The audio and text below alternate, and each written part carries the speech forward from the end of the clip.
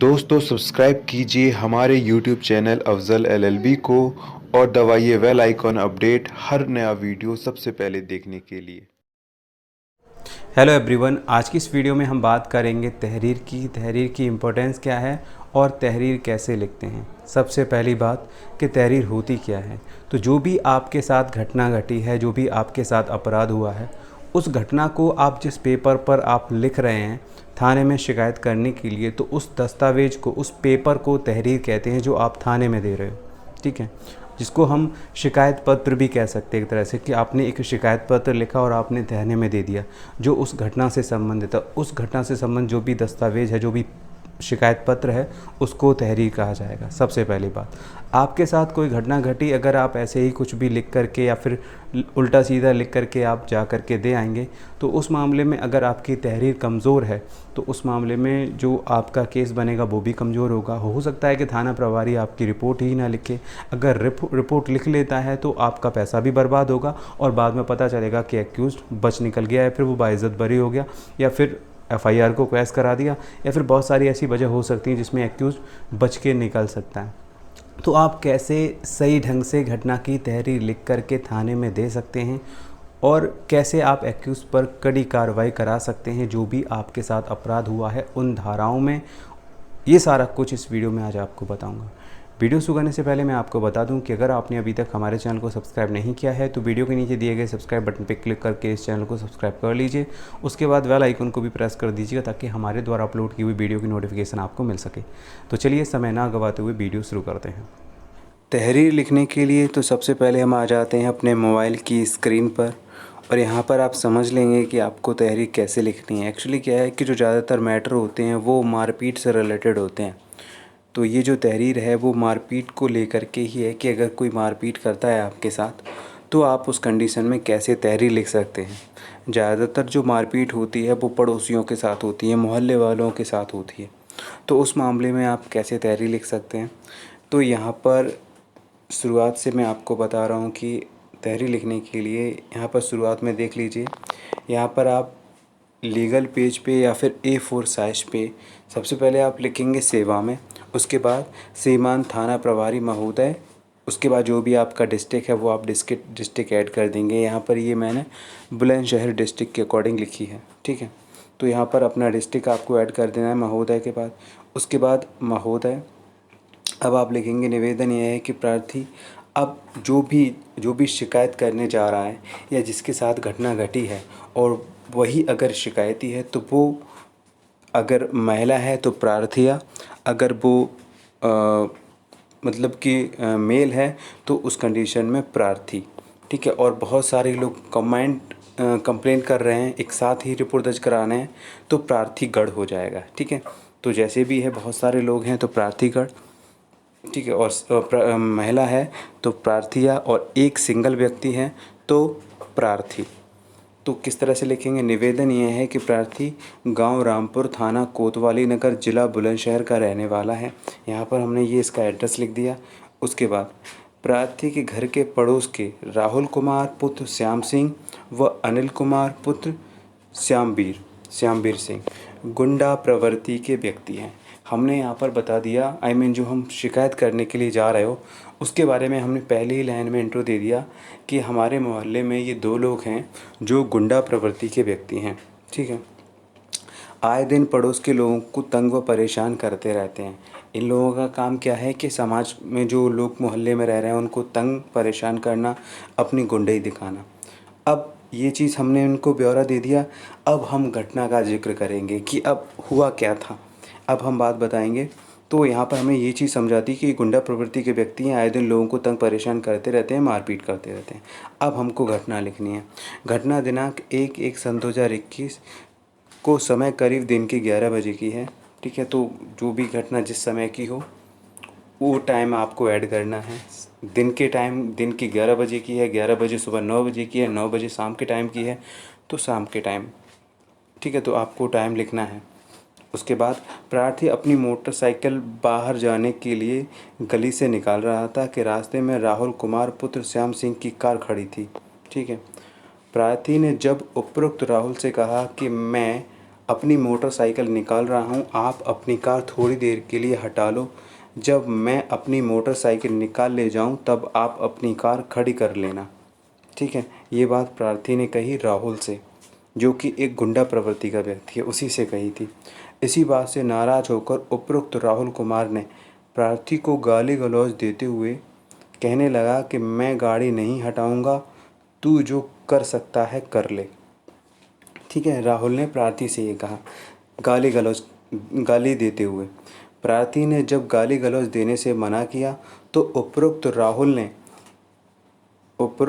राहुल ने गली से ही आवाज़ लगाकर अपने घर में पहले से मौजूद अनिल कुमार पुत्र श्यामवीर सिंह को बुला लिया और कहने लगा, आज इसको सबक सिखाना है। यह कहकर उपरोक्त राहुल प्रार्थी के साथ मारपीट के लिए प्रार्थी को पकड़ने बढ़ा। ठीक है, प्रार्थी की तरफ आगे बढ़ा पकड़ने के लिए, तो प्रार्थी भागकर डर के मारे अपने घर में घुस गया। सही है, ये चीज़ समझ में आ रही है। तो उपरोक्त लोग भी उपरोक्त का मतलब होता है कि यहाँ पर राहुल और दूसरा जो राहुल के साथ में था उसका नाम क्या था, अनिल कुमार। ठीक है, तो ये दोनों जो लोग थे इनको हमने उपरोक्त में शामिल कर दिया। तो उपरोक्त भागकर क्या होता है, अपने घर में घुस गया। तो उपरोक्त लोग भी प्रार्थी के पीछे पीछे प्रार्थी के घर में घुस आए। यहाँ पर मामला घर के अंदर का है। ठीक है, प्रार्थी के घर में घुस आए और प्रार्थी को गाली गलौज करते हुए प्रार्थी को लात घूंसों थप्पड़ों से मारपीट करने लगे। सही है, मारपीट करने लगे। प्रार्थी के घर में मौजूद प्रार्थी की मां अनीता देवी पत्नी शिवनंदन जब अपने बेटे को पिटता देख बचाने आई तो उपरोक्त मुलजमानों ने उनके साथ भी मारपीट की। सही है, उनके साथ भी मारपीट हो गई। जब वो बचाने आई उनकी मां तो उनके साथ भी मारपीट हुई प्रार्थी की मां के साथ में। अब चीख पुकार की आवाज़ सुनकर प्रार्थी के पड़ोस के किशनलाल पुत्र भजन सिंह, जब मारपीट हो रही थी तो चीख पुकार की आवाज़ होने लगी, शोरगुल होने लगा।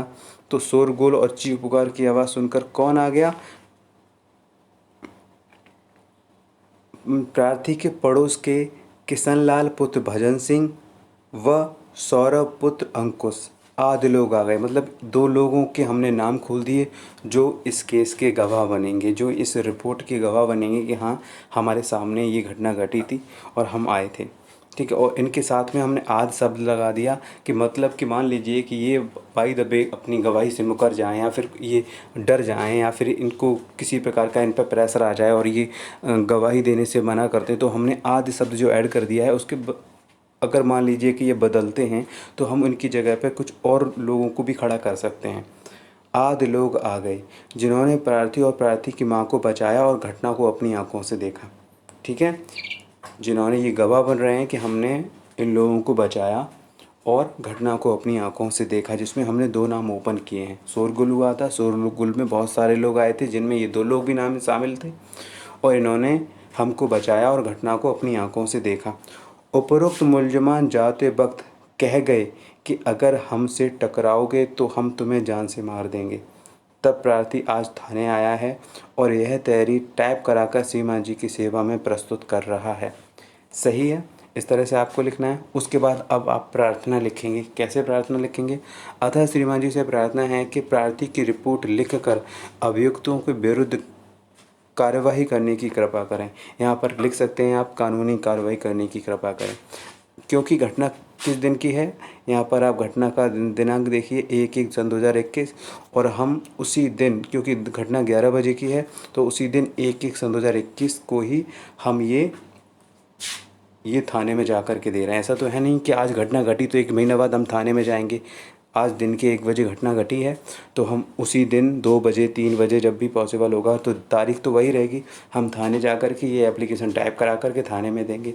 अगर मान लीजिए घटना शाम के रात के 7-8 बजे की है और आप उस दिन थाने नहीं जा सकते, रात का समय है, तो आप दूसरे दिन सुबह में जा सकते हैं। तो आप तारीख दूसरे दिन की डाल सकते हैं, लेकिन घटना की तारीख वही रहेगी जो घटना घटी थी। सही है। उसके बाद प्रार्थी था, मतलब प्रार्थी कौन है, प्रार्थी का नाम है हरप्रीत सिंह पुत्र कुलदीप सिंह, निवासी गांव रामपुर, थाना कोतवाली नगर, जिला बुलंदशहर। और यहाँ पर एक साइड से जो डेट लिखा हुआ है उसके नीचे, जो दिनांक लिखा हुआ है उसके नीचे, ये जो प्रार्थी हरप्रीत सिंह है ये अपनी सिग्नेचर कर देगा। तो ये जब आप कंप्लीट कर लें, इसके साथ आप जो हरप्रीत सिंह हैं वो अपना आधार कार्ड लगाएंगे, ठीक है। और ये आप जा कर के दोगे थाने में। पहली बात, अगर आपके चोटें वगैरह आई हैं, समझ लीजिए अगर आपके चोटें वगैरह आई हैं तो आप थाना प्रभारी को बताएंगे कि आपकी चोटें आई हैं और आपकी माँ की चोटें आई हैं और आपको अपना मेडिकल परीक्षण कराना है। तो थाना प्रभारी एक मजनू चिट्ठी देगा, मजरू चिट्ठी, ठीक है। उस चिट्ठी के आधार पर आप सरकारी अस्पताल में, जो भी जिला सरकारी अस्पताल है वहाँ पर आपकी चोटों का डॉक्टरी मुआयना हो जाएगा, ठीक है। तो वहाँ पर डॉक्टरी मुआयना हो जाएगा तो उसके बाद आपके पास एक एविडेंस होगा, मेडिकल रिपोर्ट होगी कि हाँ आपके साथ मारपीट हुई है, आपकी हड्डी फ्रैक्चर है या फिर आपके साथ किसी प्रकार की कोई मारपीट हुई है, चोटें हैं या फिर कोई दब चोट है या फिर सूजन है, तो वो सारा उसका मेडिकल हो जाएगा। तो ये आपके पास एक एविडेंस है। और अगर आपके पास इस तरह का कोई एविडेंस होता है तो उस मामले में पुलिस एफआईआर लगाना इतना आसान नहीं होता पुलिस के लिए। तो जनरली ऐसे मामले में पुलिस क्या करती है कि कोर्ट में चार्जशीट ही लगाती है जब एविडेंस साथ में होता है। तो इस तरह से आप एक्यूज़्ड पर कड़ी कार्रवाई करवा सकते हैं। अब बात करते हैं कि ऐसे मामले में जब हम इस तरह से ये चीज़ थाने में देंगे तो ये कौन कौन सी धाराएं इसमें ऐड होगी, तो इसको एक बार हम समझ लेते हैं। देखिए, यहाँ पर हमने बताया है कि प्रार्थी के घर में घुसे, तब तक तो कोई घटना नहीं घटी थी, सिर्फ गाली गलौज हुआ था। उन्होंने गाली गलौज देते हुए प्रार्थी से बोले थे कि आपको जो करना है वो कर लो, ठीक है। तो यहाँ पर क्या है, यहाँ पर ये है कि गाली गलौज हुआ और गाली गलौज देते हुए ही प्रार्थी के घर में घुस गए थे और प्रार्थी को पकड़कर प्रार्थी के साथ मारपीट की थी। तो गाली गलौज किया, सबसे पहली बात प्रार्थी के घर में घुसे, 452 लगेगी। घर में घुस कर के किसी को चोट पहुंचाना संगीन धारा है, गैर जमानती धारा है, नॉन कंपाउंडेबल नहीं है ये, ठीक है। समझौता इसमें नहीं किया जा सकता। तो 452 का सेक्शन लगेगा। अब गाली गलौज दी थी उन्होंने तो 504 सेक्शन लगेगा गाली गलौज देने के लिए, गंदी गंदी गालियाँ देने के लिए, ठीक है। और जान से मारने की धमकी दी थी तो 506 और लग जाएगा, सही है। 452, 504, 506 और मारपीट की थी तो 323 लग जाएगा। अगर मारपीट कोई संगीन मारपीट हुई है, जैसे कि कोई हड्डी फ्रैक्चर हो गई, तो 325 लग जाएगी। अगर कोई मान लीजिए कि चाकू वगैरह, हालांकि इसमें हमने चाकू का जिक्र नहीं किया है, लेकिन कभी कभी ऐसा होता है कि कुछ लोग धारदार हथियार जैसे कि ब्लेड वगैरह है या फिर कोई धारदार हथियार मार देते हैं जिससे कि चोट लगती है।